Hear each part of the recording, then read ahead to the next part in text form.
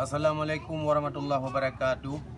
Nyo sengaja alun karang sabuh lagu karena lung di Aceh urang pembela ulama, bukan tira urang yang menghujah ulama.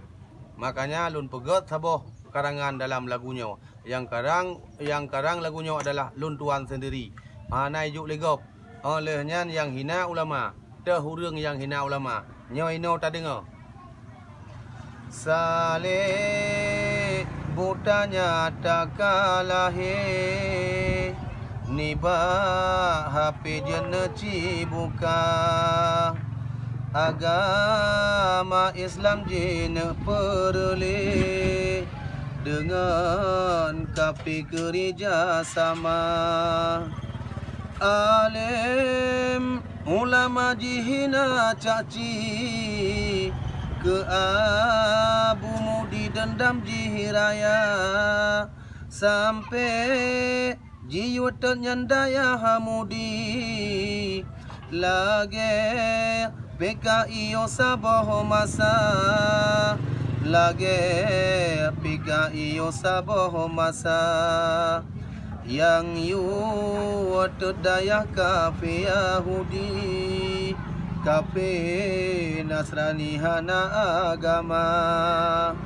karena dayahnya tempat mengaji tempat taturi hukum agama tapi jiwa tercukup berani program PKI peancur agama ngan anak bajeng saban tat misi ngan suk mawati politik sama ngan suk mawati politik sama rugo tak pegah drawat abuci menya politik hina ulama dah mengaku draw asai di lawang rupahi urang akai bui Cina Dengku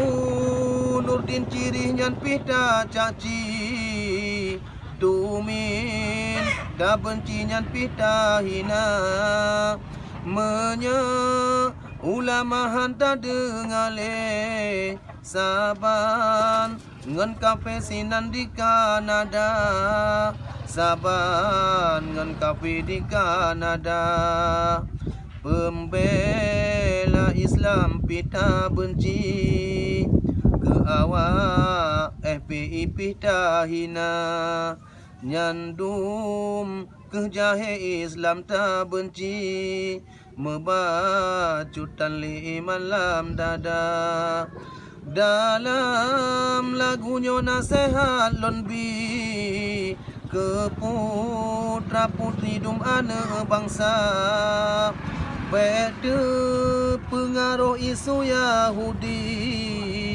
agama Rabbi getanya bela agama Rabbi getanya bela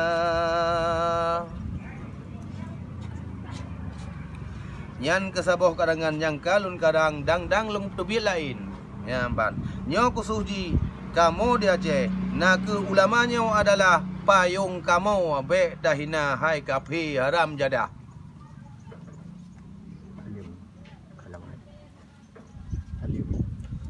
Mumada ono oleh saat dang tubit lain. Judul kedua. Assalamualaikum warahmatullahi wabarakatuh.